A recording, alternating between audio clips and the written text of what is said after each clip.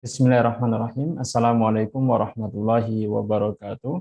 Alhamdulillahi rabbil alamin. Wabihi nasta'in wa ala umuri dunya waddin. Assalatu wassalamu ala ashrafil anbiya'i wal mursalin wa ala alihi wa sahbihi wa man tabi'ahum bi ihsanin ila yaumiddin. Selamat pagi Bapak Ibu jamaah sekolah fikih live yang semoga selalu dalam lindungan Allah Subhanahu wa taala.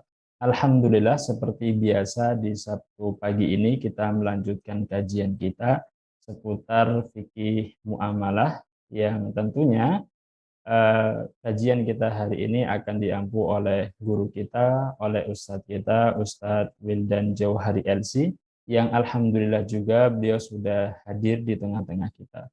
Kita sapa beliau terlebih dahulu. Assalamualaikum Ustadzi. Waalaikumsalam warahmatullahi wabarakatuh. Ustadz Irsyad. Kabar baik Ustadz di pagi hari ini? Kabar baik, sehat, alhamdulillah. Seminggu kita tidak berjumpa. Mudah-mudahan sehat Ustadz Irsyad dan juga Bapak Ibu semuanya dimanapun sekarang lagi berada. Mudah-mudahan sehat-sehat semuanya. Amin ya rabbal alamin. Baik Ustadz, di pagi hari ini kita sudah sampai pada pembahasan tentang syarat dan ketentuan penyembelih Ustadz. Mungkin sebagai mukadimah, waktu dan tempat kami persilahkan Ustadz. Terima kasih Ustadz Irsyad. Bismillahirrahmanirrahim. Alhamdulillah wassalatu wassalamu ala Rasulillah wa ala alihi wa ashabihi wa man wala. Amma ba'du. Segala puji bagi Allah yang lagi-lagi memberi kita kesempatan dan juga waktu luang Bapak Ibu yang dirahmati Allah Subhanahu wa taala untuk lagi-lagi ketemu di hari Sabtu pagi sebelum biasanya berangkat kerja bakti kalau Sabtu itu ya. Kita sempatkan untuk ngaji dulu di SFL.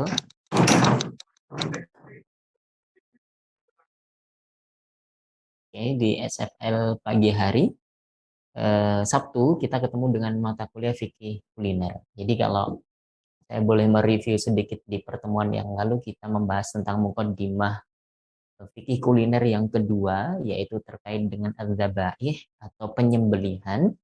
Di pertemuan yang lalu kita sebutkan bahwa rukun penyembelihan itu ada 4.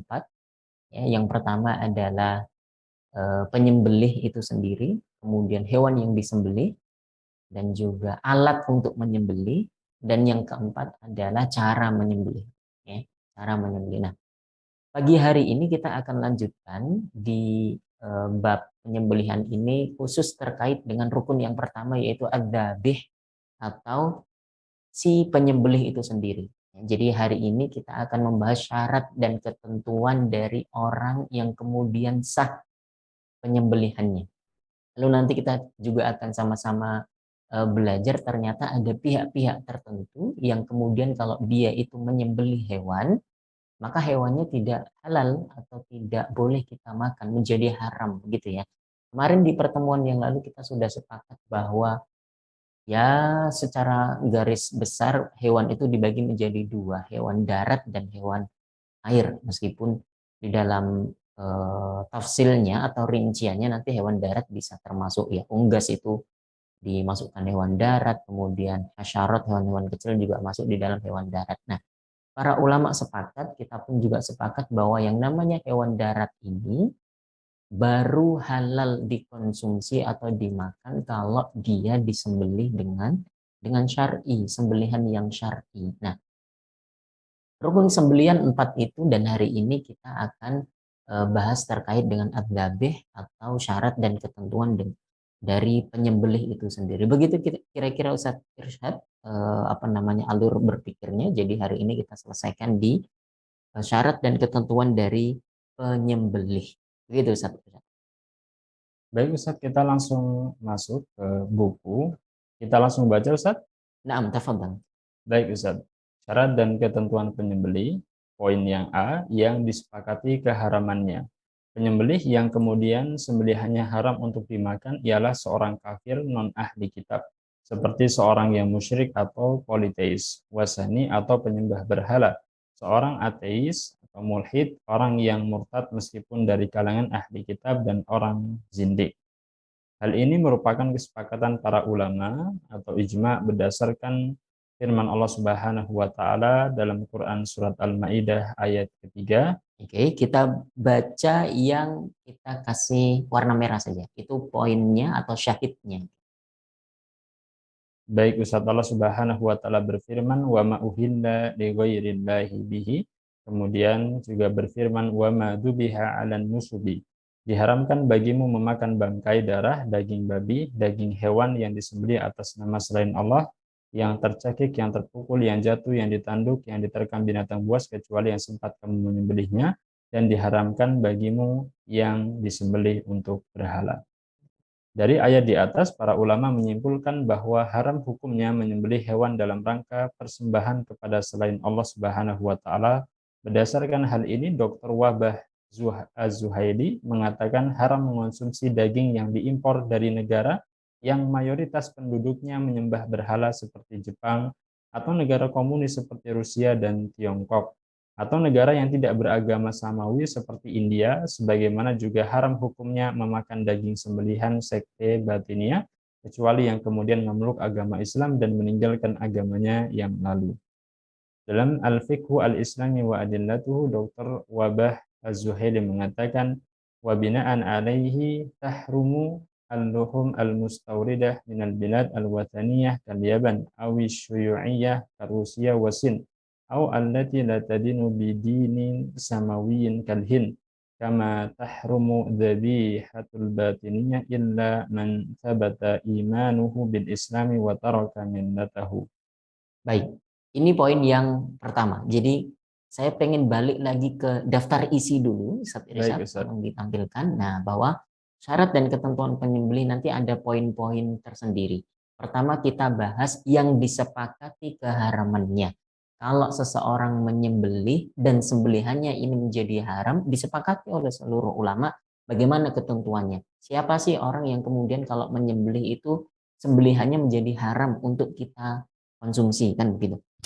Kemudian nanti yang selanjutnya adalah yang disepakati kehalalannya, ya, dan juga yang poin C yang masih mukhtalaf, ya, debatable.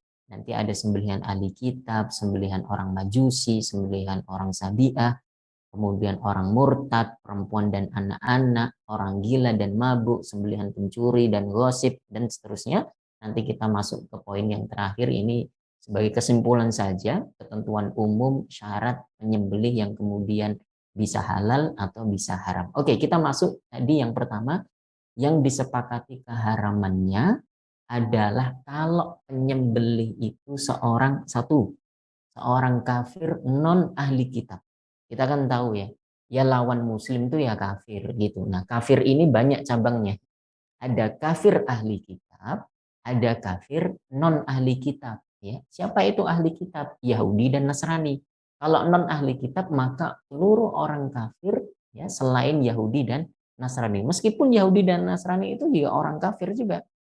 Ya, kita tidak perlu takut atau tidak perlu merasa tidak enak untuk menyebut eh, selain muslim itu kafir. Ya memang begitu bahasanya. Tidak perlu merasa tidak enak. Itu justru adalah diksi atau istilah yang digunakan Allah Subhanahu wa taala di dalam Al-Qur'an begitu. Oke. Nah, satu orang kafir non ahli kitab ini sembelihannya haram. Ijma ulama, sepakat seluruh ulama. Seperti misalnya adalah orang musyrik, ya, atau orang politeis. Orang musyrik itu kan menduakan Allah atau menigakan Allah, mengempatkan Allah. Maksudnya dia punya Tuhan lebih dari satu. Politeis itu kalau kalau di dalam kamus besar bahasa Indonesia yaitu penganut politeisme, yaitu kepercayaan atau pemujaan kepada lebih dari satu Tuhan. Menyembah Allah tapi juga menyembah berhala. Menyembah Allah tapi juga menyembah misalnya kuburan misalnya. Menyembah Allah tapi juga menyembah pohon, menyembah Allah tapi juga menyembah jin misalnya. Nah, ini orang yang musyrik. Nah, sembelihannya itu haram untuk dimakan oleh kita ini umat Islam. Kemudian yang kedua wathani atau penyembah berhala tadi sama dengan musyrik atau orang yang ateis, ya, orang mulhid, tidak sama sekali percaya adanya Tuhan begitu. Orang murtad juga demikian meskipun dari kalangan ahli kitab. Jadi Orang murtad maksudnya orang Islam keluar dari agama Islam, masuk ke misalnya agama yang lain ya, misalnya Hindu atau Buddha misalnya, atau Konghucu misalnya, atau agama lain, atau misalnya menjadi ateis sama sekali, ya. Kalau kemudian orang Islam kemudian keluar dari Islam dan masuk Kristen atau Yahudi, yaitu disebut murtad juga, tetapi kemudian kan nanti punya hukum khusus karena dia termasuk ahli kitab Yahudi dan Nasrani, ya. Meskipun murtadnya itu misalnya katakanlah dari Kristen ke apa, Nasrani ke apa gitu ya, Yahudi ke apa, itu juga disebut murtad juga karena dia sudah keluar dari lingkaran ahlu kitab, yang ahlu kitab ini sebenarnya orang-orang kafir juga secara akidah, tetapi dalam hal-hal syariat, ya, utamanya dalam bab nikah dan juga bab sembelihan ini, mereka punya hukum khusus, ya, mereka punya hukum khusus terkait ini. Baik. Jadi ini pihak-pihak yang disepakati oleh para ulama bahwa kalau dia menyembelih maka sembelihannya tidak sah, alias tetap jadi bangkai dan haram untuk kita konsumsi. Hal ini merupakan kesepakatan para ulama berdasarkan firman Allah Subhanahu wa taala di dalam Quran surat Al-Maidah ayat 3, ayatnya panjang. Allah menyebutkan beberapa contoh makanan-makanan yang haram, ya, ada bangkai, ada darah, ada daging babi, termasuk wa ma uhilla li ghairillahi bihi, yaitu hewan yang disembelih atas nama selain Allah Subhanahu wa taala. Dan juga berikutnya wa ma dzubiha 'alan nusubi, yaitu hewan atau ya hewan ya sembelihan yang kemudian itu diperuntukkan untuk berhala-berhala. Berarti tadi ya, atas nama selain Allah berarti dia bisa jadi musyrik atau bisa jadi tadi apa namanya politeis atau bahkan bisa jadi ateis misalnya. Nah, begitu juga yang dipersembahkan untuk berhala-berhala, tentu ini juga sama dengan orang-orang yang menduakan Allah Subhanahu wa taala sehingga sembelihannya dihukumi haram dan tidak diperkenankan untuk kita konsumsi. Baik. Ini yang disepakati keharamannya. Next. Nah, ini menariknya Dr. Wahbah Az-Zuhaili memberikan apa namanya abstraksi ya dari pemahaman tadi itu, maka beliau mengatakan haram mengonsumsi daging yang diimpor dari negara yang mayoritas penduduknya menyembah berhala seperti Jepang misalnya. Tentu saja harus digarisbawahi bahwa daging di sini adalah dalam bentuk ya sudah disembelih begitu ya. Bukan kemudian misalnya kita bangsa Indonesia atau negara kita Indonesia ini impor sapi dari Jepang. Ya sapinya masih hidup, ya aman begitu ya. Aman berarti kan nanti yang menyembelih orang kita gitu. Maksudnya daging di sini adalah daging olahan yang dari sana, dari negara asalnya itu sudah disembelih begitu ya. Karena orang Jepang ini kan menyembah apa? Tidak menyembah Allah Subhanahu wa taala. Mayoritasnya kan begitu. Atau negara-negara komunis. Komunis ini sangat dekat dengan ateis ya. Ada negara Rusia dan juga Tiongkok yang disebutkan oleh Dr. Wahbah Az-Zuhaili. Kemudian berikutnya tadi apa? Misalnya musyrik ya, seperti misalnya mayoritas penduduk India misalnya yang menyembah dewa-dewa, banyak, menurut mereka banyak dewa, ya, banyak dewa. Ada dewa A, dewa B, dewa C, dewa D begitu, maka ini paham yang tentu saja berseberangan dengan kita sehingga sembelihan mereka itu menjadi haram untuk kita konsumsi. Adapun yang saya nukilkan dari Al-Fiqhul Islam wa Adilatuhu ini sama saja artinya tadi itu yang kita baca itu adalah intisari dari apa yang disebutkan oleh Dr. Wahbah Az-Zuhaili rahimahullahu taala. Itu poin yang pertama, pihak-pihak yang disepakati keharamannya kalau dia menjadi seorang zabih atau penyembelih hewan. Kita lanjutkan ke pihak-pihak yang disepakati kehalalannya. Tafadhol Ustaz Irsyad. Baik Ustadz, yang kedua, pihak-pihak yang disepakati kehalalannya. Penyembelih yang kemudian disepakati bahwa hewan sembelihannya itu halal dikonsumsi ialah seorang muslim laki-laki yang sudah balik dan berakal, yang tidak menyia-nyiakan sholatnya, atau dalam bahasa lain ia seorang muslim laki-laki yang hanif atau bagus agamanya. Hal ini berdasarkan firman Allah Subhanahu wa taala, "Illa ma zakaitum", yang artinya singkatnya kecuali yang sempat kamu menyembelihnya.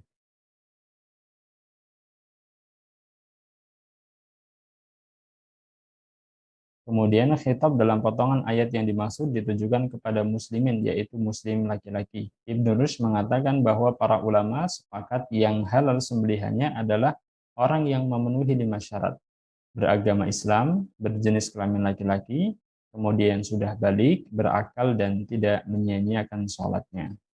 Baik, ini adalah poin yang kedua tentang pihak yang disepakati kehalalannya ketika dia menyembelih hewan. Oke, yaitu seorang muslim laki-laki. Nah, kalau perempuan gimana? Nanti kita bahas perempuan, tenang saja. Jadi ini yang disepakati dulu kehalalannya. Tidak ada yang mendebat, tidak ada yang berbeda sama sekali terkait hal ini. Kalau dia seorang muslim, laki-laki, baligh, berakal, dan la yadhi'u salata, tidak menyia-nyiakan salatnya. Salatnya rajin gitu. Ini salah satu apa namanya? Jadi indikator penting ya, seseorang itu bagus atau tidak agamanya itu kan dilihat dari sholatnya. Mudahnya seperti itu. Karena ya sholat ini adalah tiang agama. Barang siapa yang mendirikannya, dia telah mendirikan agamanya. Tapi barang siapa yang merobohkannya, ya dia sama saja merobohkan agamanya. Maka Ibnu Rushd di dalam kitabnya Bidayatul Mujtahid, ini kitab sucinya anak-anak Libya, ya Ustaz Irsyad, Nah, Ustaz. dibahas selama 8 semester, 4 tahun, seminggu 5 hissah atau 5 sesi, 5 jam per pekan selama 4 tahun, bahasnya Ibnu Rushd, Bidayatul Mujtahid wa Nihayatul Muqtasid. Ibnu Rushd ini, Bapak Ibu yang dimuliakan Allah Subhanahu wa taala, adalah hakim agung di Daulah Umayyah yang kedua, yaitu di Andalusia, ya, di Andalusia. Beliau adalah hakim agung dan ketika diangkat menjadi qadhi atau hakim agung ini beliau menulis referensi.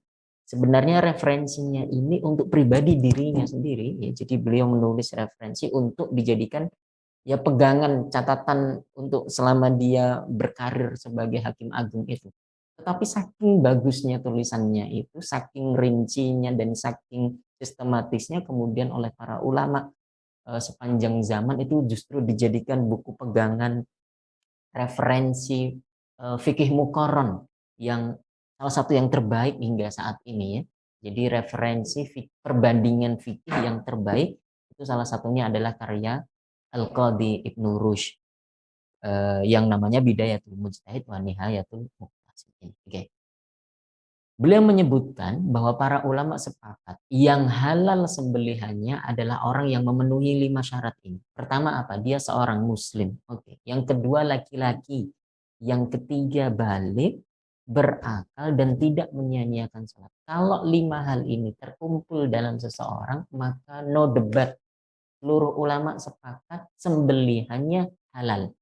Sembelihannya halal. Bukan berarti yang lain-lain nanti tidak halal, enggak, ada rincian-rinciannya, tetapi kita berhenti di poin ini dulu.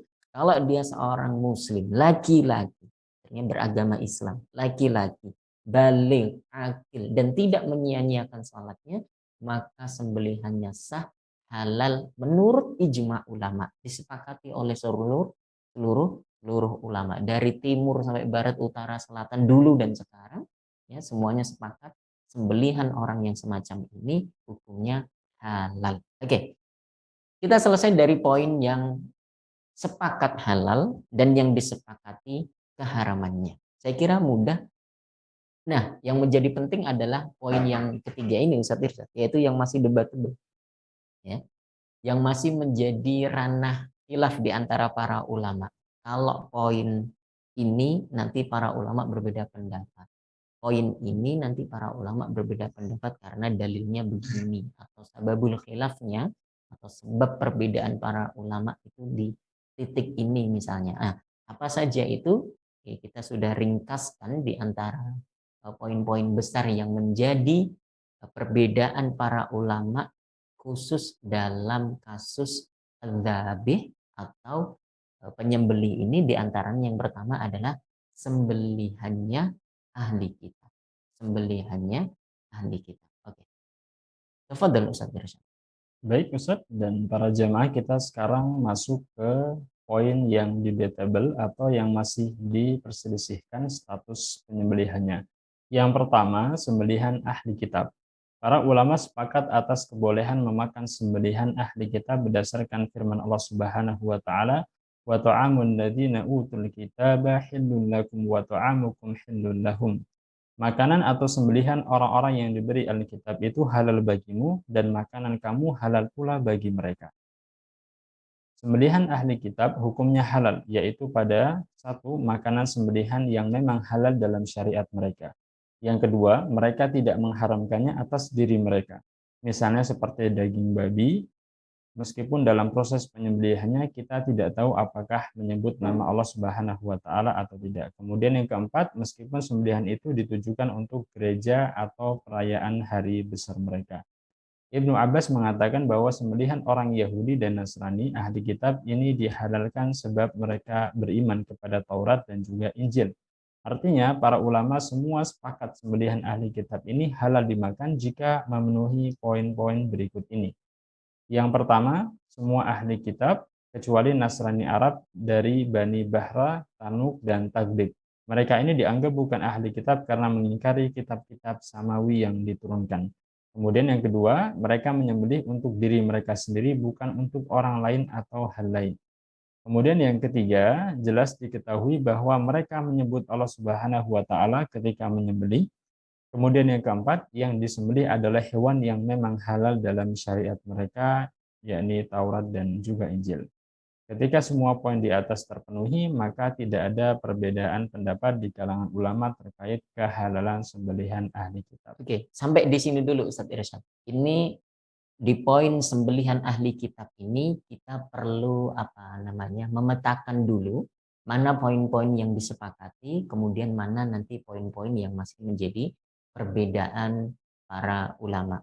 Tahrir mahalin nizaknya harus jelas. Oke, yang pertama kita bahas poin-poin yang disepakati oleh para ulama. Bahwa jumhur ulama mengatakan sembelihan ahli kitab itu hukumnya halal. Berdasarkan tadi firman Allah Subhanahu wa taala, wa ta'amul ladina utul kitaba hillun lakum. Ta'am, makanan dalam tanda kutip makanan atau sembelihannya ahli kitab itu hillun lakum. Kata Allah Subhanahu wa taala, halal bagi kalian. Halal bagi kalian. Dari ayat ini, para ulama sepakat bahwa ahli kitab itu sembelihannya halal bagi kita. Tetapi nanti dirinci lagi. Yang halal dan tidak menjadi perdebatan para ulama itu kalau terkumpul poin-poin ini. Paling tidak 4 hal ini. Pertama adalah semua ahli kitab. Kecuali Nasrani Arab. Ya, kalau dalam kitab-kitab klasik di kutub fikih sering disebut sebagai Nasraniyul Arab. Ini yang dimaksud adalah orang-orang Nasrani dari Bani Bahra, Bani Tanuh, dan juga Bani Taglib. Wallahu ta'ala bagaimana keadaan mereka sekarang ini saya nggak tahu gitu ya, tetapi ini masyhur sekali disebutkan di dalam kitab-kitab fikih bahwa 3 Bani ini disebut Nasrani tapi namanya saja, ya. Disebut Nasrani tapi namanya saja. Mereka itu sebenarnya bukan termasuk ahli kitab. Meskipun mereka mengaku sebagai Nasrani. Kenapa tidak termasuk ahli kitab? Atau kenapa mereka itu dikeluarkan dari lingkaran ahli kitab? Karena mereka tidak meyakini atau tidak mengimani atau bahkan mengingkari kitab-kitab samawi yang diturunkan. Ya, mereka nggak percaya sama Injil, mereka nggak percaya sama Taurat, dan seterusnya. Maka tadi itu kembali ke kaulnya Ibnu Abbas bahwa kenapa sembelihan ahli kitab itu kemudian dihalalkan oleh Allah Subhanahu wa taala karena mereka mengimani kitab-kitab yang diturunkan kepada mereka. Nah, kalau ini ada orang Nasrani, ada orang Yahudi misalnya, tidak mengimani kitab mereka, ya sudah berarti bukan ahli kitab lagi kan gitu. Berarti bukan ahli kitab lagi. Mereka disebut sebagai ahli kitab tuh ya karena mereka berpegang pada kitab yang diturunkan Allah Subhanahu wa taala kepada mereka kan begitu. Nah, pertama, kalau dia ahli kitab kecuali Nasrani Arab, Bani Bahra, Tanuh, dan juga Taglib. Yang kedua, mereka menyembelih untuk diri mereka sendiri, bukan untuk orang lain atau hal lain gitu ya. Nanti dirinci. Misalnya contohnya menyembelih untuk orang lain itu misalnya begini. Ada seorang muslim nih. Ada seorang muslim mau menyembelih ayam, tetapi dia takut darah atau gemeter kalau pegang pisau, nggak tega sama ayam gitu misalnya. Kemudian dia nyuruh temannya atau minta tolong tetangganya yang Nasrani misalnya, yang Nasrani untuk menggantikannya menyembelih ayam ini. Sebenarnya yang punya hajat menyembelih itu tadi itu si muslim tadi, ya, tetapi kemudian dia meminta orang Nasrani yang dalam tanda kutip termasuk ahli kitab ini untuk menggantikannya menyembelih. Nah, bukan seperti ini. Yang seperti ini nanti menjadi perbedaan para ulama. Maksudnya adalah kalau ada orang Nasrani atau orang Yahudi yang memang menyembelih hewan itu untuk dirinya sendiri, ya, untuk ya memang dia pengen menyembelih, pengen masak ayam, pengen motong kambing, pengen nyembelih sapi gitu ya, atau nahar unta misalnya begitu. Untuk mereka sendiri. Nah, kalau untuk mereka sendiri halal, halal. Kemudian poin yang ketiga, jelas diketahui bahwa mereka menyebut nama Allah Subhanahu wa taala ketika menyembelih. Ketika menyembelih itu meskipun dia Nasrani atau Yahudi, dia menyebut nama Allah, bismillah misalnya. Kan orang-orang Nasrani di kita nih kan sangat familiar sekali kan dengan apa namanya? eh, eh, kayak gitu ya, apa namanya?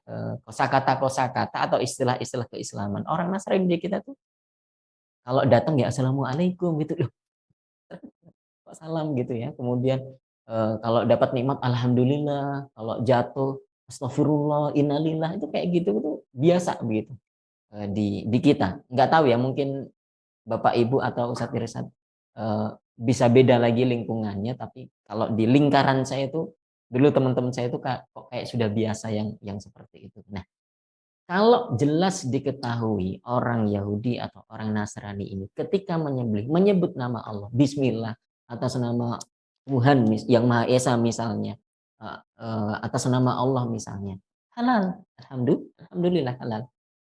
Dan juga poin yang keempat, yang disembelih adalah hewan yang memang halal dalam syariat mereka. Ya, kalau dalam syariat kita haram, ya mau di apapun juga haram. Mau yang nyembelih itu orang Islam sendiri pun juga menjadi haram kan gitu. Misalnya ada orang orang Islam menyembelih babi misalnya, kemudian jadi halal karena menyembelihnya pakai Bismillah, kan enggak juga. Yang menyembelih Muslim laki-laki, sholatnya bagus kok, rajin, haji 2 kali bahkan. Tapi ini dagingnya daging babi, ya mau dibacain sholawat 1000 kali yang namanya babi disembelih ya tetap haram kan gitu. Nah, kalau di kita haram, ya jelas haram. Nah, kalau di kita halal, tapi kalau di mereka misalnya haram, itu bagaimana? Gitu ya.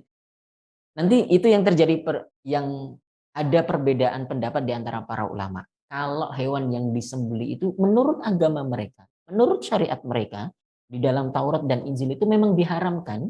Nah, itu apakah boleh kita makan misalnya? Saya kasih contoh cepat-cepat misalnya, ternyata untuk orang Yahudi makan daging unta tuh haram. Ya Ustadz Irsad. Untuk orang Yahudi makan daging unta itu haram. Bagi kita halal atau haram? Halal. Halal. Bagi kita halal, nggak ada masalah. Tapi ketika bagi orang Yahudi sebenarnya itu dalam syariat mereka itu haram. Ketika dia menyembelih dan makanannya itu untuk kita misalnya, apakah boleh kita makan? Nah, nanti jadi perbedaan di antara para ulama. Tetapi yang disepakati oleh para ulama, menurut mereka halal, menurut kita halal, ini yang kemudian disepakati kehalalannya oleh para ulama. Oke, jadi cepat-cepat ya. Ada 4 poin soal sembelihan ahli kitab ini yang kemudian disepakati oleh para ulama kehalalannya. Kalau dia seorang Yahudi atau Nasrani, kecuali tadi itu tiga bani itu ya. Yang kedua, mereka menyembelih untuk dirinya sendiri, bukan untuk orang lain, atau untuk perayaan mereka, atau untuk gereja mereka, atau untuk kuil mereka. Nanti itu terjadi perbedaan para. Mereka menyembelih untuk diri mereka sendiri. Yang ketiga, jelas-jelas diketahui mereka menyembelih atau ketika menyembelih itu menyebut nama Allah. Bagaimana kalau menyebut nama Yesus, mau menyebut nama Uzair misalnya? Itu yang jadi perbedaan pendapat, oke?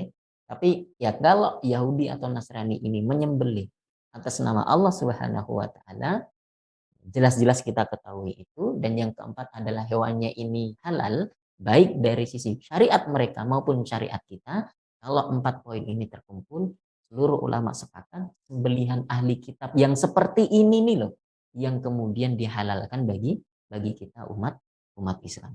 Bisa dipahami ya Ustadz Irsad ya? Insya Allah Ustaz. Baik, kita masuk ke poin-poin yang diperdebatkan. Jadi 4 poin tadi itu gugur salah satunya atau salah duanya atau bahkan semua-semuanya. Kita masuk ke poin yang pertama dulu ya, terkait kalau yang disembelih itu adalah hewan yang haram bagi mereka.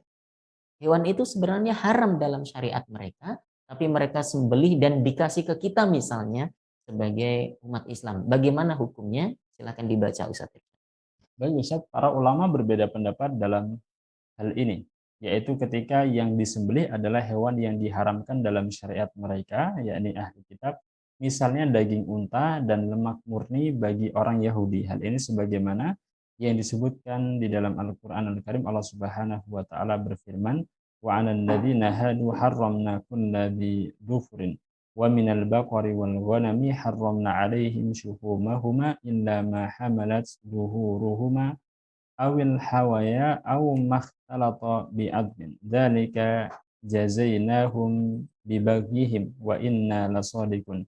Dan kepada orang-orang Yahudi kami haramkan segala binatang yang berkuku dan dari sapi dan domba. Kami haramkan atas mereka lemak dari kedua binatang itu selain lemak yang melekat di punggung keduanya atau yang di perut besar dan usus atau yang bercampur dengan tulang. Demikianlah kami hukum mereka disebabkan kedurhakaan mereka dan sesungguhnya kami adalah maha benar. Menurut Qatadah, maksud dari kulla di dufur, binatang yang berkuku ini adalah unta, burung unta, itik, dan setiap hewan yang jemarinya tidak bercelah. Oke, kita stop dulu di situ. Nah, ini kalau kita baca terjemahnya, mungkin justru apa namanya agak bingung begitu ya. Ini lagi-lagi mengingatkan kita pada ngaji kita yang sudah kita lewati lama, yaitu dulu bersama Syekhuna wa Ustadzuna Ustadz Ahmad Sarwan, bahwa tantangan kita dalam memahami Al-Quran itu adalah kalau kita hanya berpegang pada terjemah saja. Nah, itu justru menjadi tantangan tersendiri dan susah. Ya, artinya memahami Al-Quran itu tidak cukup dengan terjemahannya saja, tapi kita juga harus mengikuti alur berpikirnya dalam konteks ulumul Quran, ulumul tafsir, ya, dan juga kita mengaji atau meneliti akwalnya para mufassirin terkait ayat yang sedang dibicarakan. Nah, Allah Subhanahu wa taala mengharamkan atas orang-orang Yahudi itu kulladzi dzufurin. Kalau kita baca terjemahnya adalah hewan-hewan yang berkuku. Tetapi ya menurut para mufassirin yang dimaksud hewan berkuku itu justru adalah unta, burung unta, itik dan setiap hewan yang jemarinya tidak bercelah. Maksudnya nggak kayak kita ini kan jari kita kan bercelah ya. Jadi kita ada jari telunjuk, jari tengah, jari manis, jari kelingking, jari jempol gitu. Kalau hewan-hewan yang barusan kita sebutkan ini kan jarinya tuh kayak kayak apa namanya menyatu saja begitu ya. Nggak punya celah-celahnya begitu. Kalau itik itu kan ya walaupun sekilas ada jarinya tapi dia sebenarnya ada selaput-selaputnya kan gitu ya sehingga tidak bercelah juga. Nah, hewan-hewan seperti inilah yang dimaksudkan Allah Subhanahu wa taala yang kemudian diharamkan atas orang orang Yahudi itu. Sebagai bentuk hukuman atas kedurhakaan mereka kepada Allah Subhanahu wa taala. Baik, kita lanjutkan hukumnya bagaimana? Baik Ustaz, menurut Imam Malik sembelihan yang haram dalam syariat mereka seperti contoh di atas hukumnya makruh bagi kita kaum muslimin. Namun jumhur ulama berpandangan hukumnya tetap halal sebab yang demikian termasuk hal yang tidak disebut atau tidak dibahas atau didiamkan al-masqut anha fi syar'ina oleh syariat kita. Maka kembali ke hukum asal yaitu boleh al-ibaha. Mazhab Syafi'i termasuk yang membolehkannya. Imam Nawawi berkata, al-afdal an yakunal mudaki musliman wa yushtaratu kaunuhu musliman aw kitabiyan fatahillu dhabihatul kitabi bil ijma'i lil ayat al-karimah sawa'un fihi ma yastahilluhul kitabiyyu wa ma la yastahilluh. Oke, ini jadi para ulama berbeda pendapat dalam hal ini. Kalau hewan tadi itu memang pada syariat mereka itu diharamkan. Contohnya seperti misalnya tadi ya, eh, apa namanya, unta. Bagi orang Yahudi itu termasuk binatang yang haram dimakan. Ya. Jadi kalau ada orang Yahudi misalnya, Yahudinya benar nih, benar dalam tanda kutip itu mengikuti syariatnya, kemudian nggak mau makan unta, tapi dia nyembelih unta lalu dihadiahkan kepada kita. Nah ini bagaimana hukumnya? Hukumnya adalah menurut jumhur ulama, atau kita bahas pertama dulu, menurut minoritas ulama, dalam hal ini adalah pendapat mazhab Malikiyah, hukumnya makruh. Hukumnya makruh. Kenapa makruh? Ya karena tadi itu kan pada syariat mereka itu diharamkan. Dan diharamkan itu karena hukuman dari Allah Subhanahu wa taala atas kedurhakaan mereka. Masa mau kita makan sih, orang bagi mereka saja haram kok. Kita ini kan lebih lebih tinggi kedudukannya daripada orang Yahudi dan orang Nasrani kan begitu. Nah, itu menurut Imam Malik hukumnya makruh. Tetapi menurut jumhur ulama termasuk dalam hal ini mazhab kita, mazhab Asy-Syafi'i, mengatakan hukumnya tetap boleh. Hukumnya tetap boleh. Jadi karena ini tidak disebutkan secara eksplisit atau tidak dibahas bahkan di dalam syariat kita itu, syariat kita kan nggak apa namanya, tidak tidak apa namanya, tidak mementingkan, bukan tidak mementingkannya, tidak tidak terlalu dalam membahas. Kalau di apa namanya, di syariat yang terdahulu itu haram, maka sekarang menjadi haram atau menjadi halal. Nah, kalau tidak dibahas dalam syariat kita, ya termasuk hal-hal yang kemudian menjadi menjadi boleh kan gitu. Justru itu bagian dari mudahnya agama kita ini, atau syariat yang dibawa oleh Nabi Muhammad SAW sebagai risalah penutup dari Nabi dan Rasul yang sebelumnya. Kalau tidak dibahas berarti hukumnya boleh. Bukan berarti Allah Subhanahu wa taala lupa. Memang itu adalah bentuk keringanan atau rukhsah dari Allah Subhanahu wa taala untuk kita ini umat akhir zaman menurut syariatnya Nabi Muhammad sallallahu alaihi wasallam. Al-maskutu anha fi syar'ina. Maka hukum asalnya adalah al-ibahah atau boleh. Nah, Imam Nawawi secara tegas menyebutkan di dalam Al-Majmu' Syarah Al-Muhadzab, wal al-afdal, yang afdal, yang utama, an yakuna al-mudzakki, seorang penyembelih itu musliman, agamanya Islam. Wa yushtarat kaunuhu musliman au kitabiyan, ya. Satu, yang paling afdal itu orang muslim yang menyembelih, atau yang kedua ahli kitab, boleh hukumnya halal gitu ya. Fatahilu dzabihatul kitabi bil ijma. Menurut ijma ulama, sembelihan ahli kitab tadi itu ya, ada rinciannya tersendiri, itu hukumnya boleh, halal, lil ayatil karimah, berdasarkan ayat yang mulia dari Allah Subhanahu wa taala tadi, wa ta'amul ladina utul kitaba halul lakum sawa'un fihi ma yastahilluhu al-kitabi wa ma la yastahil. Baik menurut syariat mereka itu halal atau menurut syariat mereka itu haram, tidak dibedakan menurut ini. Mazhab Syafi'i bersama jumhur ulama tidak membedakan apakah dalam syariat ahli kitab ini halal atau haram. Pokoknya kalau tadi itu menurut secara umum sembelihan ahli kitab halal dan boleh untuk kita makan. Hanya satu mazhab Syafi'i, yaitu mazhab Malikiyah, yang kemudian mengatakan hukumnya makruh. Wallahu taala alam. Begitu Ustaz Irsyad. Baik Ustadz. Sekarang Kita ya nah, tidak. kita lanjutkan ke poin yang menjadi perdebatan berikutnya, yaitu kalau disembelihnya ini dalam rangka likana isihim, untuk gereja mereka, untuk kuil-kuil mereka, atau li'a'yadihim, untuk perayaan syiar, merayakan pengagungan hari besar mereka. Orang Yahudi nih, misalnya tanggal berapa gitu. Hari besarnya orang Yahudi tanggal berapa Ustaz Irsan? Hari besarnya tanggal berapa Ustadz ya? Saya juga kurang tahu, tapi hari Sabtu mereka itu Kita hari bukan orang raya. Yahudi sih, nggak perlu tahu juga ya. Ya kira-kira lah, misalnya tanggal, hari ini tanggal berapa nih? 22 Januari misalnya. Setiap 22 Januari orang Yahudi itu punya perayaan besar. Misalnya ini permisal. Kemudian karena ingin syiar dalam perayaannya ini, mereka menyembelih, menyembelih. Wah, hari ini kita motong ayam, hari ini kita motong bebek misalnya, atau apapun ya. Kita motong hewan untuk merayakan hari besar kita ini gitu ya. Atau untuk peresmian gereja, peresmian kuil atau apapun itu. Jadi kan menyembelihnya itu bukan untuk dirinya sendiri, tapi karena ada momen, ya baik itu untuk syiar agama mereka, perayaan hari besar mereka, atau bahkan untuk gereja atau kuil-kuil mereka. Nah, ini yang menjadi perdebatan di antara para ulama. Tafadhal. Baik Ustaz.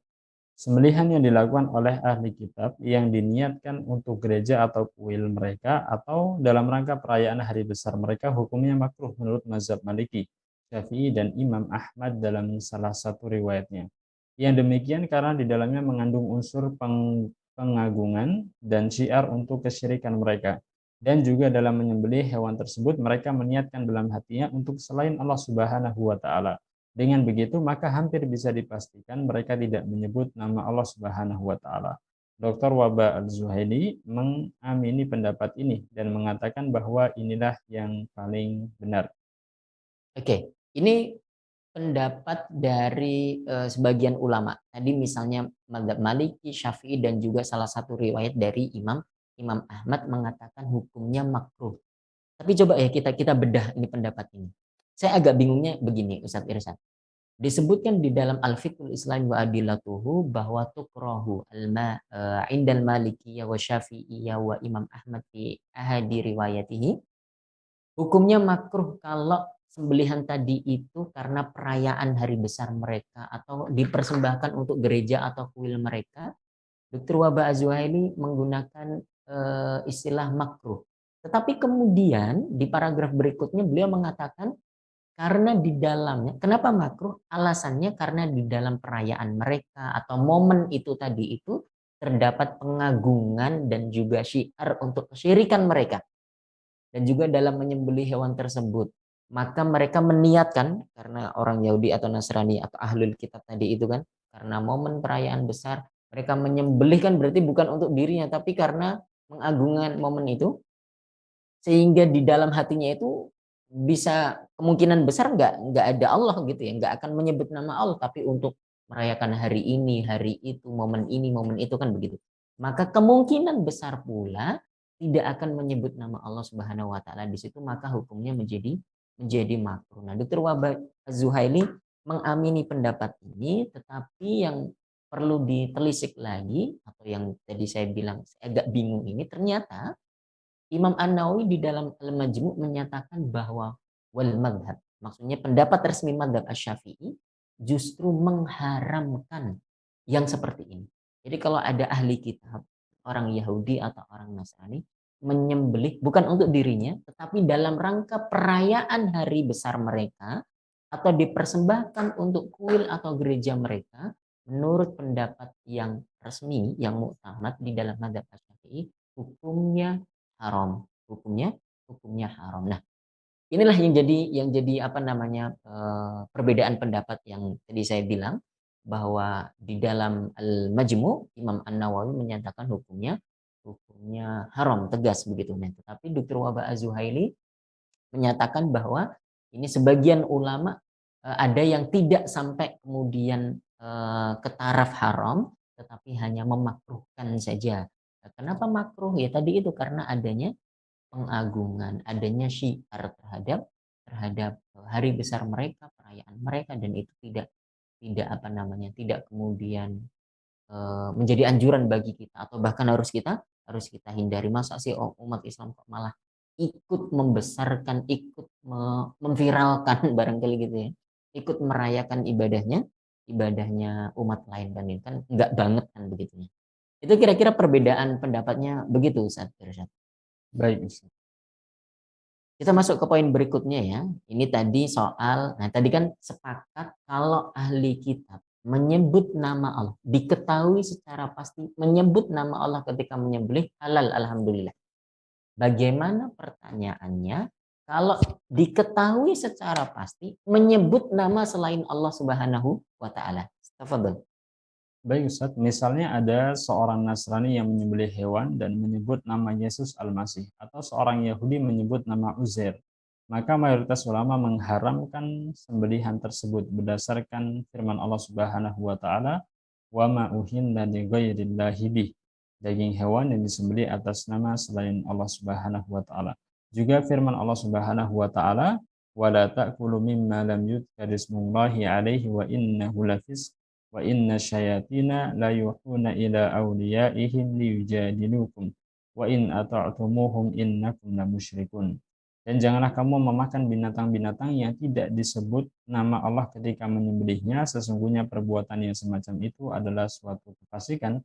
Sesungguhnya syaitan itu membisikkan kepada kawan-kawannya agar mereka membantah kamu, dan jika kamu menuruti mereka, sesungguhnya kamu telah menjadi orang-orang yang musyrik. Jumhur ulama berpandangan bahwa maksud kehalalan sembelihan ahli kitab adalah ketika mereka menyembelih sesuai dengan ketentuan seorang muslim. Berbeda dengan pandangan mayoritas, ulama Malikiyah menilai yang demikian hukumnya makruh saja dan tidak sampai pada derajat haram. Pendapat mereka ini didasari atas keumuman ayat mengenai halalnya sembelihan ahli kitab.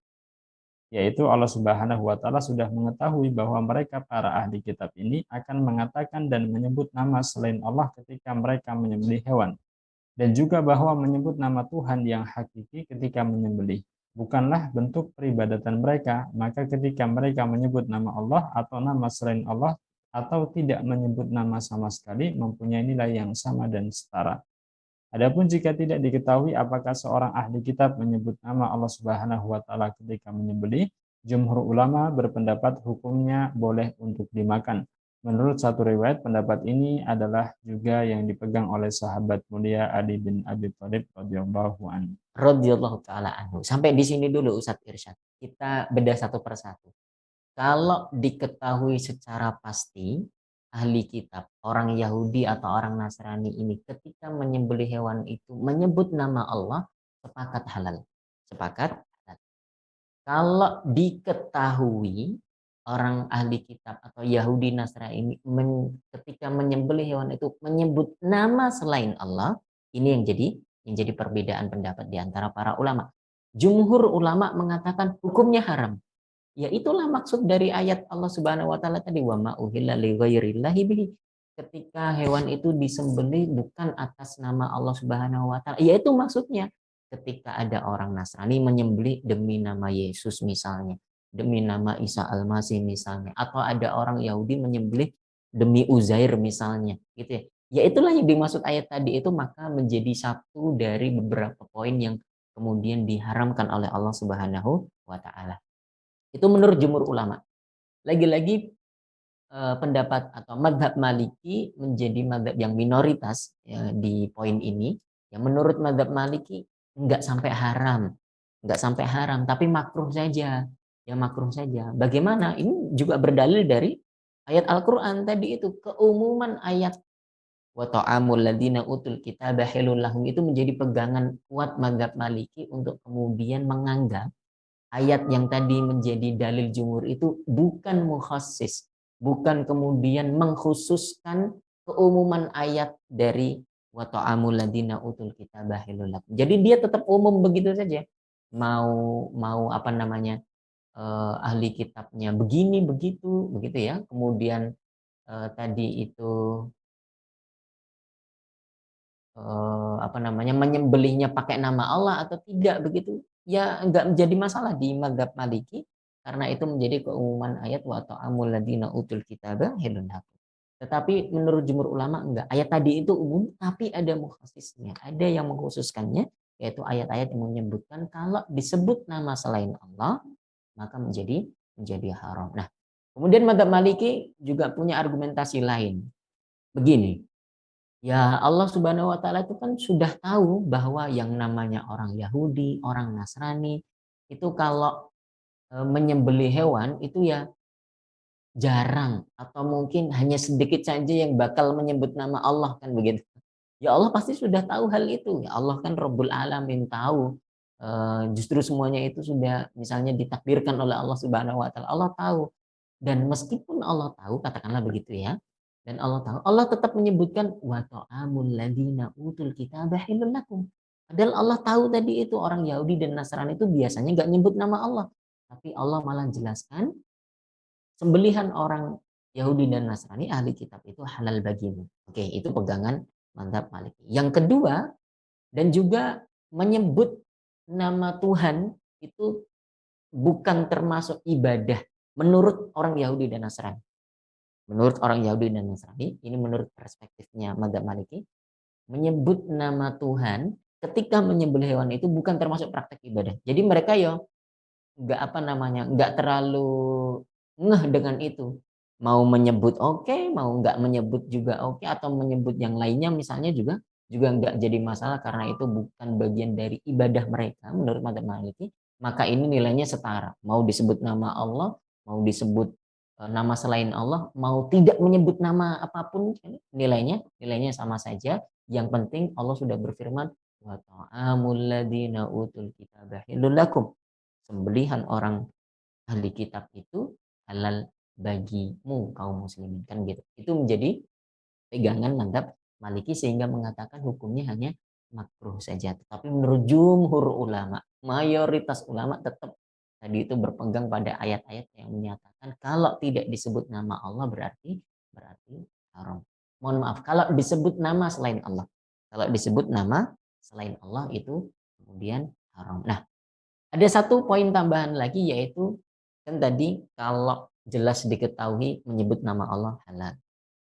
Kalau jelas diketahui menyebut nama selain Allah, jumhur ulama mengatakan haram.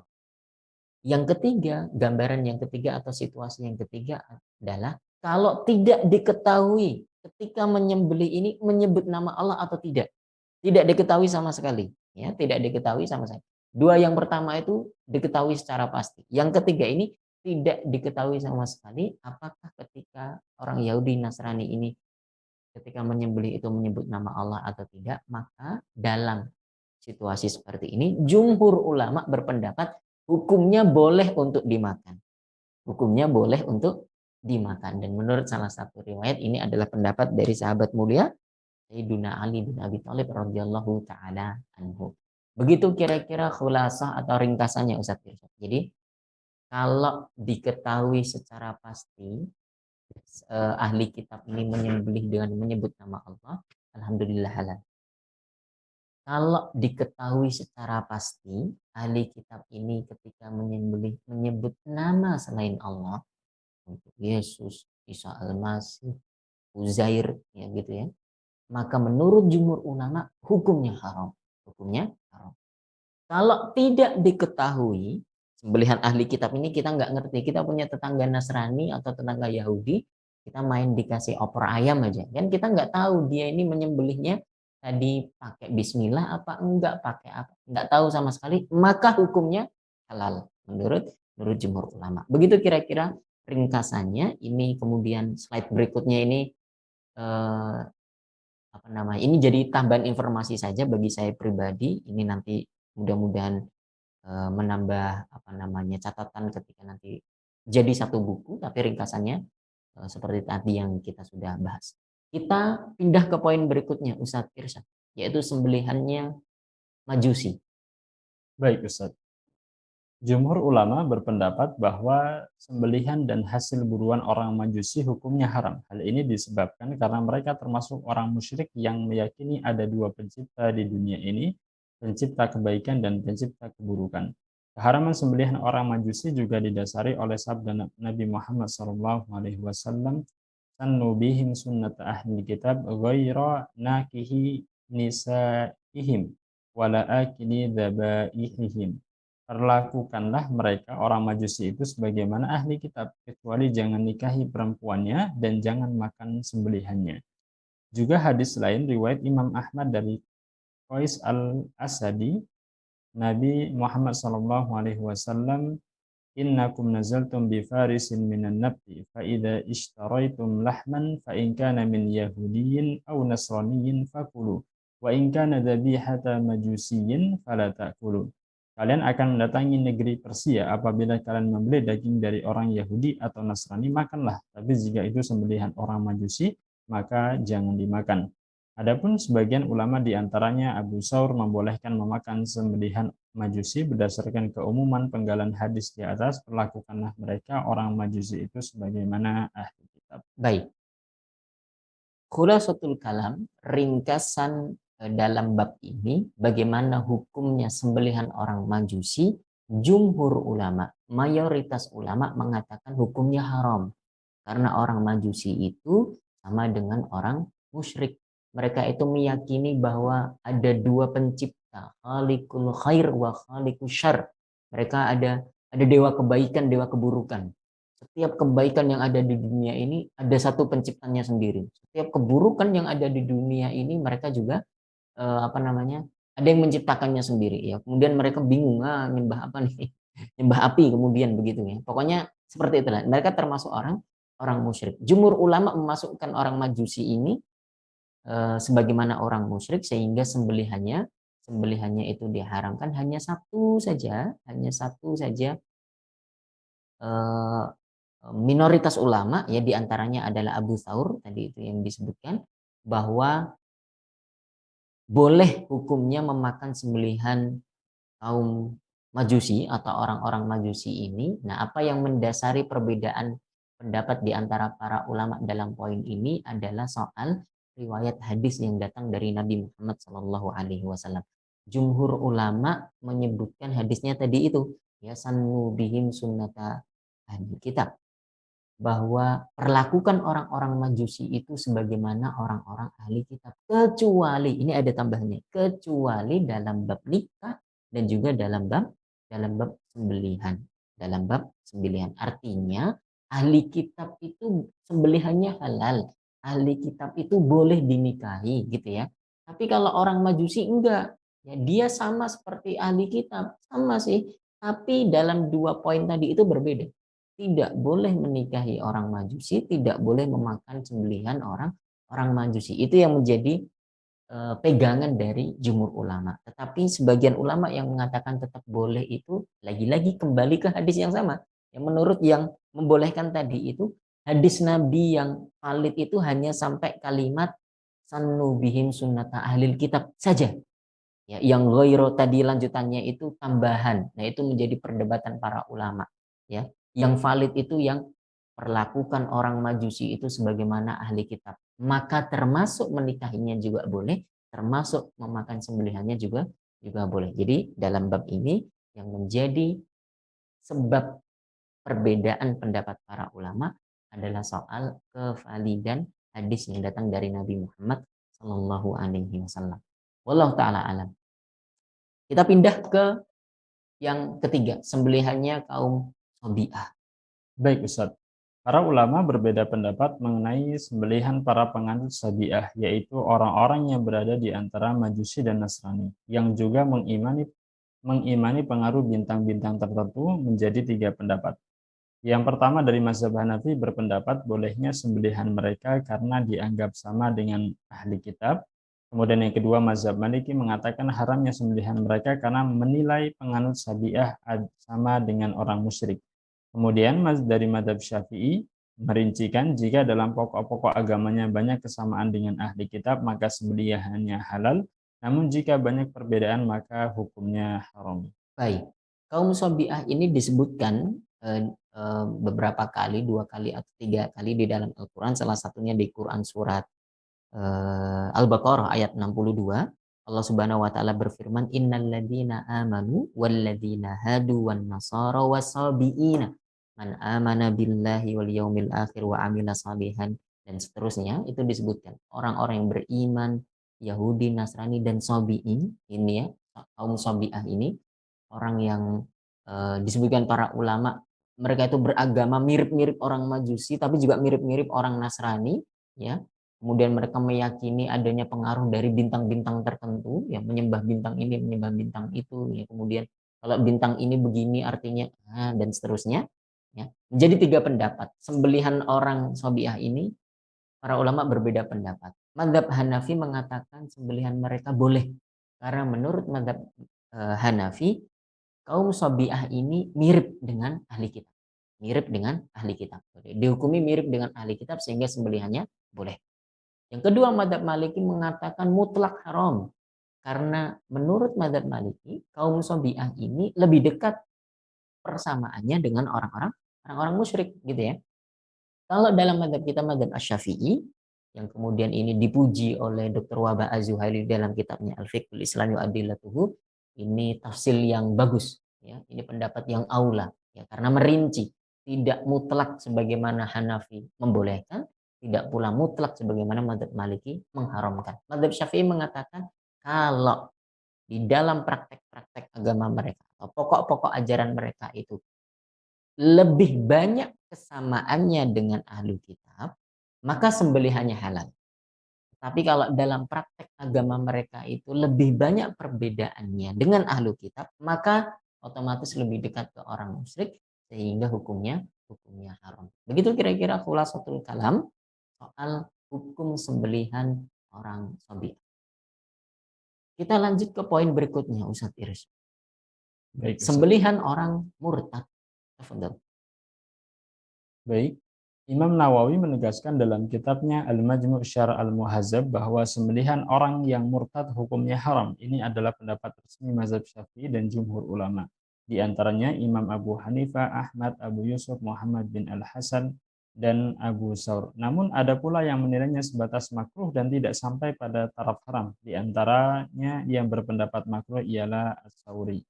Tentu saja yang dimaksud murtad di sini ialah orang yang keluar dari agama Islam dan masuk ke agama non-ahli kitab. Adapun jika keluar dari Islam dan masuk ke agama Yahudi atau Nasrani, maka hukumnya halal sebagaimana yang telah dijelaskan sebelumnya. Orang murtad tadinya Islam, kemudian jadi apa misalnya? Jadi Hindu atau jadi Buddha. Maka ketika dia Hindu atau ketika dia Buddha ini, sembelihannya menjadi haram. Tetapi kalau murtad kemudian masuk ke Kristen atau Yahudi, maka dia punya hukum khusus tersendiri, yaitu tadi masih disebut sebagai ahli kitab sehingga halal untuk dikonsumsi kita orang muslim begitu. Allah taala alam itu khulasatul kalam terkait dengan sembelihan orang murtad. Jumhur ulama mengatakan hukumnya haram, hanya sebagian kecil yang kemudian mengatakan hukumnya makruh saja dan tidak sampai derajat haram. Kita pindah berikutnya ke sembelihan perempuan dan anak-anak. Tafadhal. Baik, Ustaz. Sembelihan perempuan muslimah, meskipun dalam keadaan haid, hukumnya halal. Seorang muslim, baik laki-laki maupun perempuan, sama-sama memiliki kelayakan yang paripurna dalam hal kecakapan hukum. Demikian pula halal sembelihan seorang anak yang sudah mumayyiz, karena kemiripannya dengan orang yang sudah balik. Lalu bagaimana hukum sembelihan anak yang belum mumayyiz? Baik, stop dulu di situ Baik, Ustaz Ustaz. Irsyad. Jumhur ulama sepakat bahwa ternyata perempuan muslimah itu juga sembelihannya halal, begitu ya. Sama dengan muslim yang laki-laki, sama-sama punya kamalul ahliyah.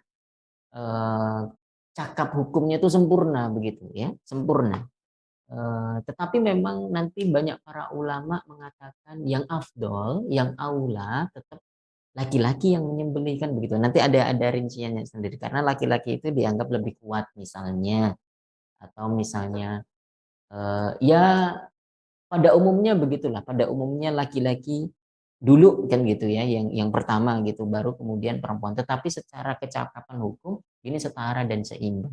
Kalau muslim laki-laki melakukan kebaikan ya dapat pahala dari Allah. Perempuan kalau melakukan kebaikan ya dapat pahala dari Allah.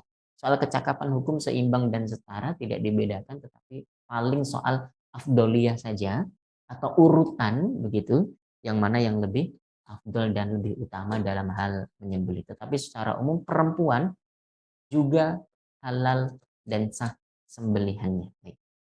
Termasuk juga seorang anak yang mumayyiz. Mumayyiz itu sudah bisa bedain mana yang baik, mana yang buruk.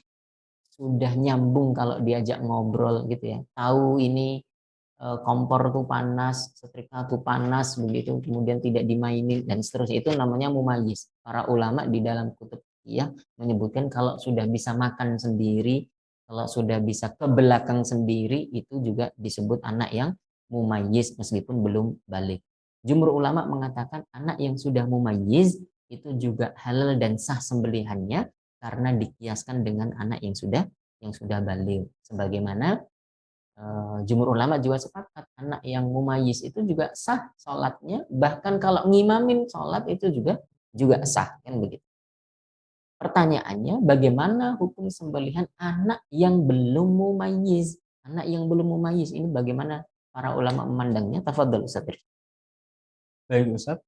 Mazhab Syafi'i berpendapat bahwa sembelihan anak yang belum mumayyiz tetaplah halal.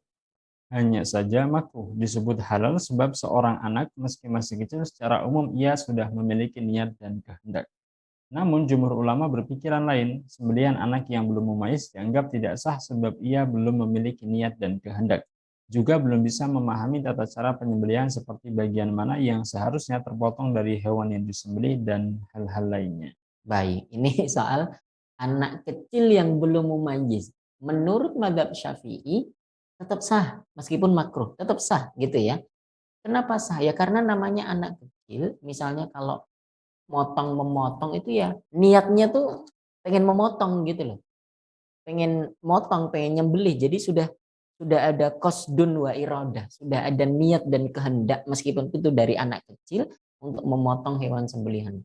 Tapi jumhur ulama mengatakan tidak sah. Anak kecil itu belum memiliki apa namanya kelayakan untuk kemudian bisa menghadirkan niat dan kehendak pengen motong sendiri itu enggak. Kemudian dia juga nggak tahu gimana cara, misalnya cara pegang pisau yang bagus, cara menyamankan hewan sembelihannya, kemudian saluran mana saja yang harus disembelih dan harus terpotong. Itu kan anak ya kecil yang belum mumayyiz, kayaknya tidak akan memahami hal yang seperti itu deh, menurut jumhur ulama begitu. Sehingga mengatakan hukumnya tidak sah. Gitu. Tapi kalau mazhab Syafi'i tadi tetap sah meskipun makruh ya, meskipun makruh. Begitu soal anak kecil yang belum mumayyiz. Jumhur ulama berpendapat tidak boleh, mazhab Syafi'i tetap tetap membolehkan. Berikutnya langsung ke sembelihan orang gila dan mabuk. Baik Ustaz, sembelihan orang gila dan mabuk dalam fikih Islami wa adillatuhu milik Wabah Az-Zuhaili disebutkan la tahillu dhabihatahuma indal jumhur li'annahu la qasada lahum kasabiyyi ghairal mumayyiz wa ajaza syafi'iyyatu fil adhar ma'al karahati dhabihatihima li'anna lahuma qasdan wa iradatan fil jumlah. Menurut jumhur ulama, sembelihan orang gila dan orang yang mabuk hukumnya haram sebab sembelihan termasuk bagian dari ibadah dan sebuah ibadah memerlukan niat dan kehendak. Orang gila dan orang yang mabuk tidaklah memiliki kedua hal tadi sehingga sembelihannya dianggap tidak halal. Namun lagi-lagi berbeda dengan mayoritas ulama, mazhab Syafi'i menilai sembelihan keduanya halal meskipun makruh. Argumen yang dibangun sama persis dengan permasalahan sebelumnya, yaitu secara umum, baik orang gila maupun yang sedang mabuk dianggap tetap memiliki niat dan kehendak atau qasdun wa iradah. Lagi-lagi soal qasdun wa iradah. Menurut mazhab Syafi'i meskipun orang itu gila atau orang itu sedang mabuk, sama persis dengan anak kecil yang belum mumayyiz tadi, ketika menyembelih mereka ini, tiga pihak ini tetap punya qasdun dan iradah, punya niat dan kehendak. Nanti di beberapa contoh berikutnya mazhab Syafi'i mengatakan meskipun seseorang itu pegang sesuatu, dia ngira ini tuh kayu gitu ya. Dia dalam benaknya dia tuh memotong kayu. Tapi sebenarnya yang dia pegang itu adalah leher kambing misalnya. Jadi seperti itu sah. Seperti itu sah. Kenapa? Karena memang ada qasdun dan iradah. Ada niat dan kehendak dia itu pengen motong. Meskipun dalam benaknya dia motong kayu. Yang sebenarnya adalah motong leher hewan begitu ya. Maka sah yang seperti ini. Nah, tapi jumhur ulama tidak. Sembelihan itu mulhaq bil ibadah. Dikategorikan lebih dekat kepada ibadah yang namanya ibadah butuh niat, butuh kehendak. Nah, tiga pihak ini tadi itu, anak kecil yang belum mumayyiz, seorang yang mabuk, orang gila, itu tidak bisa menghadirkan niat, tidak bisa menghadirkan kehendak pada dirinya, maka dianggap tidak sah sembelihannya. Itu menurut jumhur ulama. Kira-kira begitu Ustaz Irsyad. Insyaallah Baik, mudah. Oke, berikutnya di soal ini di halaman 34 itu di Majmu' Syarah Al-Muhadzab di jilid ke-9 halaman 77 ini barangkali bagus untuk kita berhenti sejak di sini. Kata Imam An-Nawawi, qala ashabuna, yang berkata para pembesar mazhab Syafi'i kita ini, aulan nasi bidzakati, yang paling utama, yang paling afdol untuk dalam hal penyembelihan ar-rajulu adalah laki-laki. Al-aqilu al-muslim, laki-laki berakal dan muslim. tentu saja juga summa al-mar'ah al-muslimah. Kemudian yang kedua adalah perempuan muslimah. Aula minas sobi, perempuan muslimah ini lebih utama daripada sobi, anak kecil tadi itu, yang baik yang sudah mumayyiz atau yang belum. Summa as-sobi al-muslim, summa al-yahudi wan nasrani aula minal majnun. Kata madzhab Syafi'i, yang paling utama, urutan yang paling utama afdal dalam menyembelih adalah laki-laki muslim. Nomor 2 perempuan muslimah. Nomor ketiga adalah anak kecil muslim. Nomor 4 baru orang Yahudi. Nomor 5 baru orang Nasrani. Nomor 6 baru orang gila tadi itu. Yang dalam kacamata jumhur ulama justru tidak sah. Yang orang gila ya. Tapi ini 6 urutan di dalam madzhab Syafi'i soal hierarki mana yang lebih afdal dalam hal penyembelihan. 1 laki-laki muslim, 2 perempuan muslimah, 3 anak kecil muslim, 4 Yahudi, 5 Nasrani, dan yang keenam orang yang gila. Baik, berikutnya di poin yang ketujuh, sembelihan pencuri dan juga ghasib atau perampas. Baik, Tafadhal Ustaz. langsung di jumhur ulama. Nah, jumhur ulama kecuali Zahiriyah membolehkan sembelihannya pencuri dan perampas karena keduanya memiliki niat dan kehendak ketika menyembelih. Dan juga kepemilikan harta bukanlah syarat sahnya sebuah penyembelihan. Mayoritas ulama berpendapat sembelihan keduanya sah tetapi makruh berdasarkan sebuah riwayat hadis. Sebuah hidangan daging yang disembelih tanpa seizin pemiliknya dihadapkan kepada Nabi Muhammad SAW. Kemudian beliau SAW memerintahkan agar daging itu diberikan kepada para tawanan. Oke. Jumhur ulama meyakini atau berpendapat mengatakan bahwa sembelihannya sarik atau ghasib, ya, orang yang dapat nyolong atau dapat merampas itu tetap sah. Itu tetap sah. Jadi bukan kemudian ini karena dia mencuri ayam itu kemudian menyembelihnya kemudian jadi bangkai dan haram untuk dimakan. Tidak demikian. Yang mencurinya tetap dosa, merampasnya tetap dosa, tetapi itu kemudian tidak berpengaruh langsung pada soal kehalalan atau keharaman, soal sah atau tidak sah dalam penyembelihannya. Yaitu jadi tolong dibedakan antara dua hal ini. Ya, bisa jadi haram tapi sah gitu loh, haram tapi sah. Sebagaimana misalnya orang sholat pakai pakaian, baju koko, sarung, sajadah hasil nyolong. Ya sholatnya sah, tapi nyolongnya itu atau merampasnya itu ya yang berdosa begitu ya. Kayak ini juga sembelihannya sah, sembelihannya halal begitu ya, meskipun tadi itu nyurinya tetap dosa, merampasnya tetap dosa. Tapi makanya ini dibedakan dua hal ini agar tidak tercampur begitu. Mudah insya Allah Ustadz Irsad dalam bab syarat dzabih atau penyembelih ini menjadi apa namanya, poin terakhir kita adalah ini ringkasan saja dari apa yang sudah kita bahas sebelumnya, yaitu terkait dengan syarat penyembelihan ini. Ketentuannya apa saja, tafadhol dibaca dari pemaparan di atas halaman 39. Baik, Ustaz.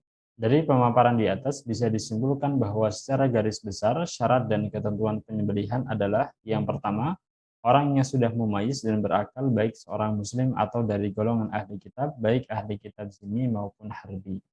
Yang kedua, orang yang memiliki niat dan kehendak pada aktivitas penyembelihan, qasdi dan al-tazkiyah meskipun dalam keadaan terpaksa. Oke, ini Tiga, dua pihak ini sah sembelihannya. Oke, yang ketiga. baik. Kemudian yang ketiga, sahnya sembelihan laki-laki dan perempuan baik dalam keadaan suci, haid atau junub. Baik dia bisa melihat atau buta, seorang yang adil ataupun fasik berdasarkan keumuman dalil serta ketiadaan mukhasis. Kemudian yang keempat, menurut jumhur ulama tidak sah sembelihan anak kecil yang belum mumayyiz, orang gila, dan orang yang mabuk. Menurut mazhab Syafi'i sah tapi makruh. Kemudian yang kelima, sembelihan orang musyrik, majusi, penyembah berhala, murtad, hukumnya haram.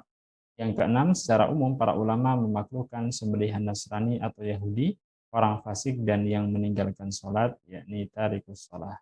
Oke, kita selesai dari pembahasan tentang dzabih atau penyembelih ini. Adapun ini poin-poin berikutnya ini ibarat dari para ulama yang saya kumpulkan sebagai tambahan informasi, tambahan wacana, dan nanti menambah banyak data begitu untuk kemudian jadi buku yang lebih kaya lagi dengan data. Jadi kita tidak baca semuanya hari ini, tapi mudah-mudahan nanti bisa bermanfaat insya Allah. Baik, Ustadz Irsad, kita selesai dari pembahasan kita pagi hari ini. Alhamdulillah, mudah-mudahan yang sedikit ini bisa dipahami dan ada manfaatnya. Begitu Ustadz Irsad. Baik Ustadz, Alhamdulillah jamaah, kita sudah selesai dari pemaparan kajian kita di pagi hari ini. Tadi sudah banyak sekali ilmu yang kita dapatkan tentang pihak-pihak yang halal sembelihannya maupun yang haram sembelihannya. Sekarang kita beralih ke sesi tanya jawab Ustadz. Kita persilahkan kepada para jamaah yang ingin bertanya, boleh langsung bertanya dengan mengangkat tangan atau raise hand, atau boleh juga dengan menuliskan pertanyaannya di kolom Zoom yang tersedia.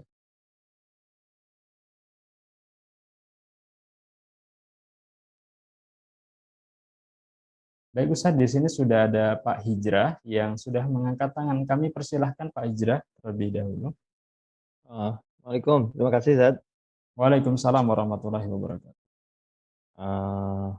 Izin bertanya nih Ustaz. Dan pertama tentang, saya pernah dengar ada hadis, tapi detailnya kurang hafal nih Zat. Tentang, ada Zat, dengar soalnya Zat? Iya, iya.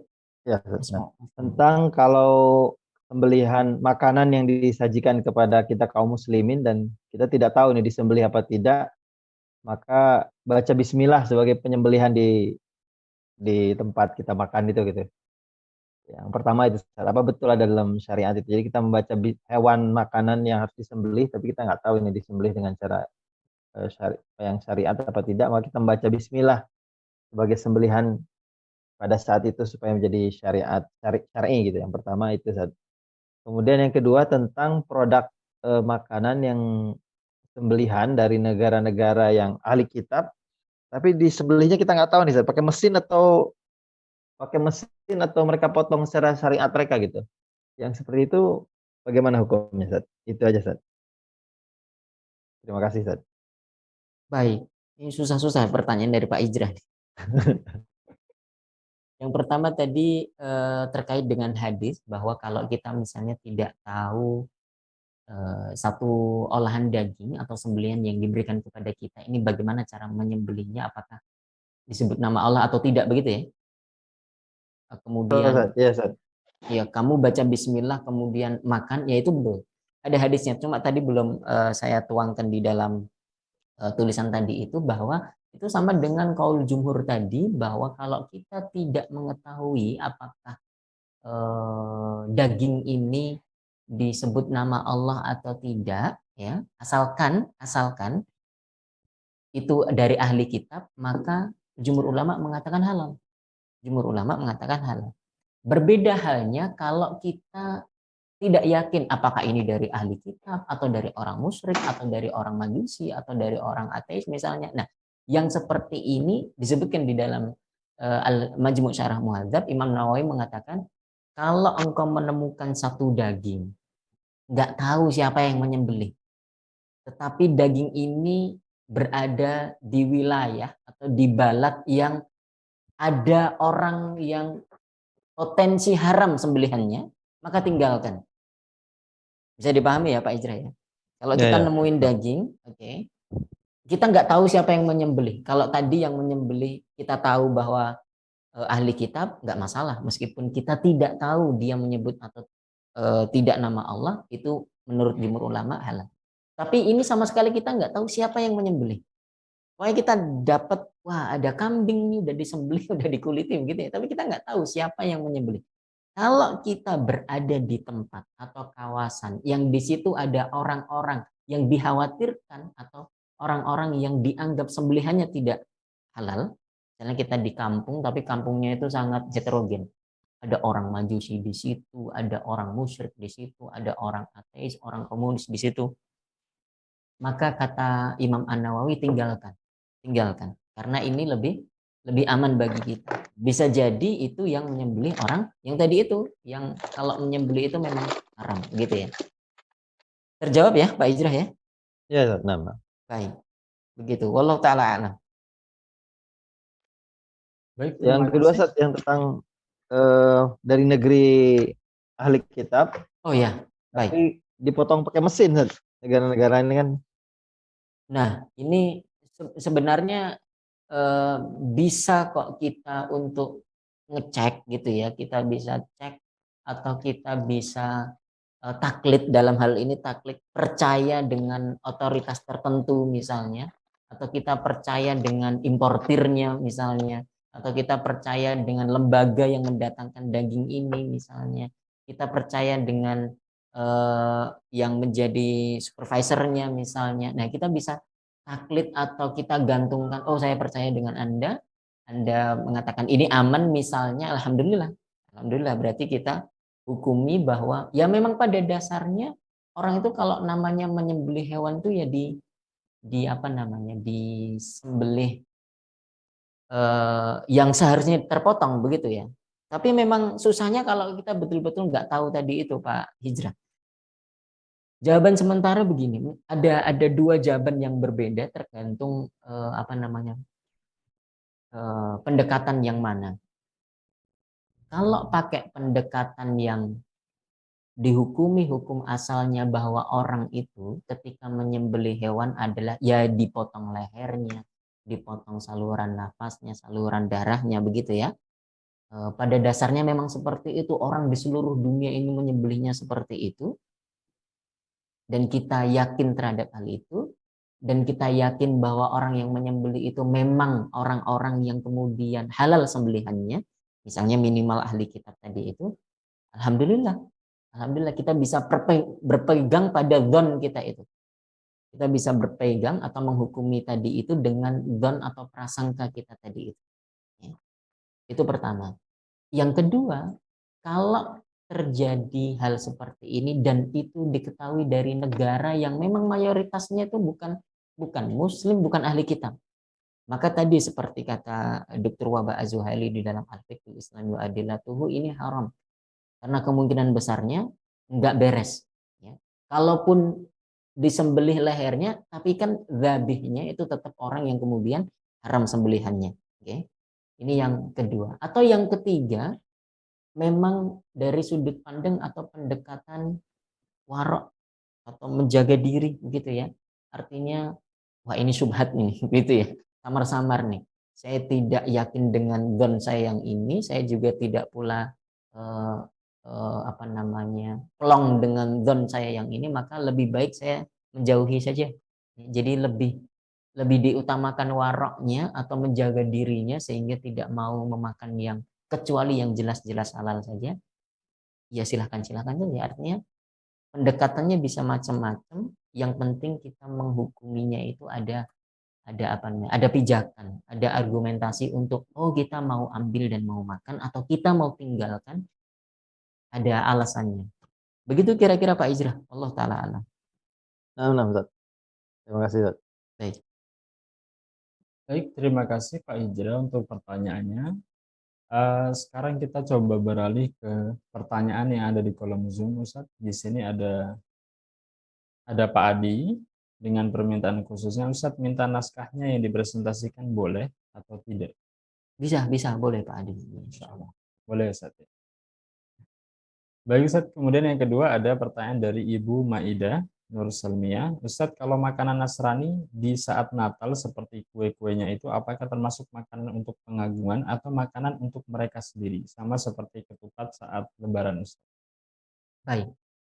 Kalau yang tadi itu yang dibahas oleh para ulama terkait dengan adzabahya atau sembelihan itu memang khusus begitu ya. Jadi sembelihan ini memang erat kaitannya dengan ibadah begitu. Maka tadi itu ada apa namanya, hukum khusus. Tetapi kalau yang non sembelihan, makanan-makanan yang non sembelihan, ini biasanya para ulama mengatakan hukumnya sama saja. Ya nggak apa-apa sih gitu, nggak apa-apa.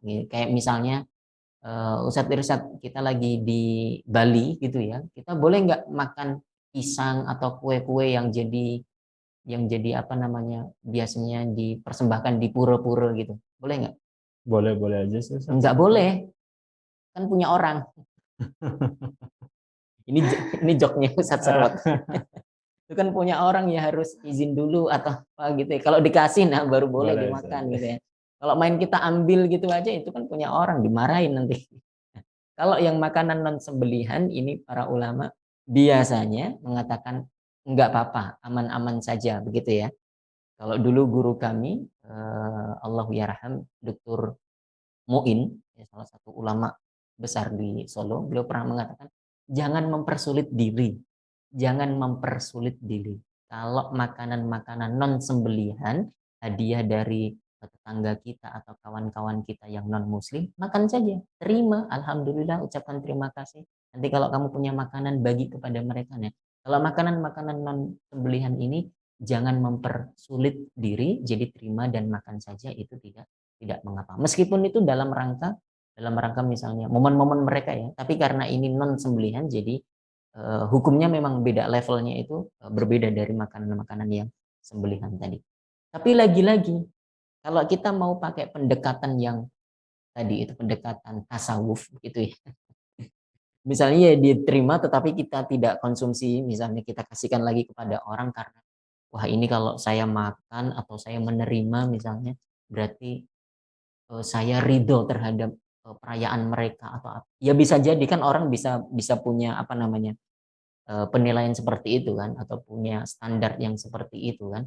Jadi artinya kita tidak juga menyalahkan orang-orang yang kemudian menolak, asalkan tetap santun, tetap baik begitu ya.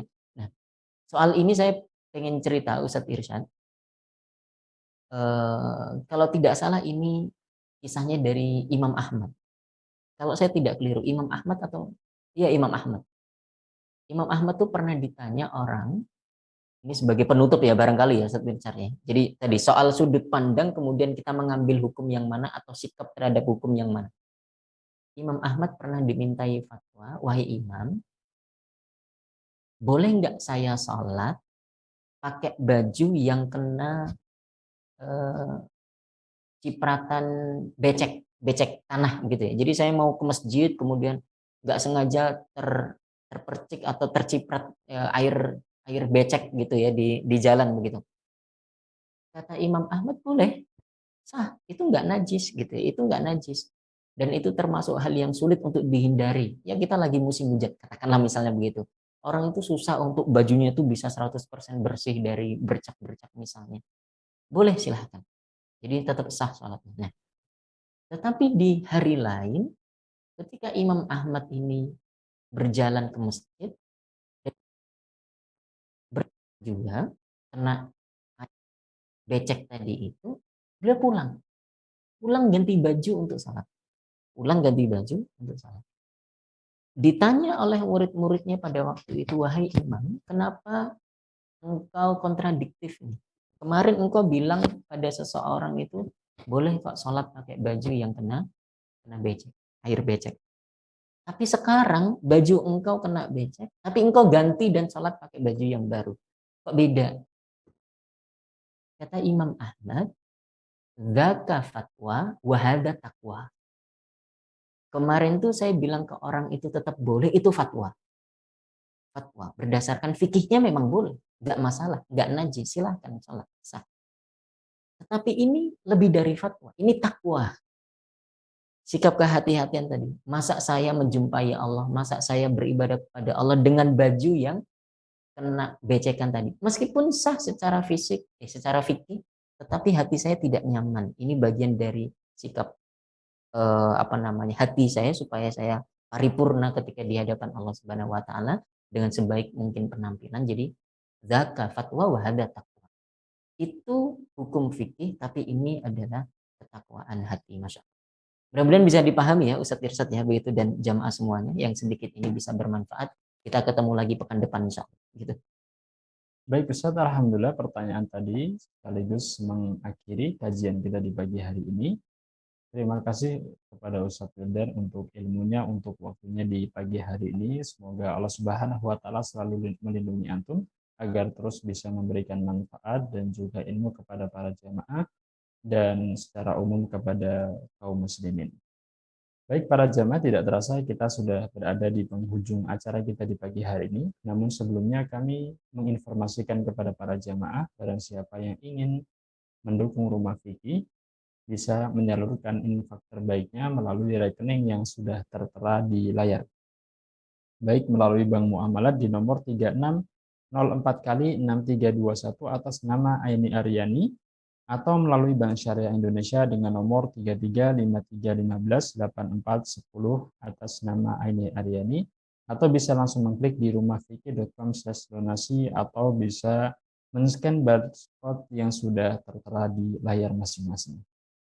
Kemudian kami juga mengingatkan bahwasanya kajian Sekolah Fikih Live masih akan berlanjut di malam hari ini, insya Allah dengan kajian fikih muamalah bersama Ustadz Abdul Wahab LCMH. Jangan lupa untuk ikut meramaikan, mengajak teman-teman dan saudara untuk sama-sama meraih ilmu di jalan Allah Subhanahu wa Ta'ala. Baik para jamaah, kita tutup kajian kita di pagi hari ini dengan sama-sama membaca doa kafaratul majelis. Subhanakallahu wa bihamdika asyhadu an la ilaha illa anta astaghfiruka wa atubu ilaik. Billahi taufiq wal hidayah. Assalamualaikum warahmatullahi wabarakatuh.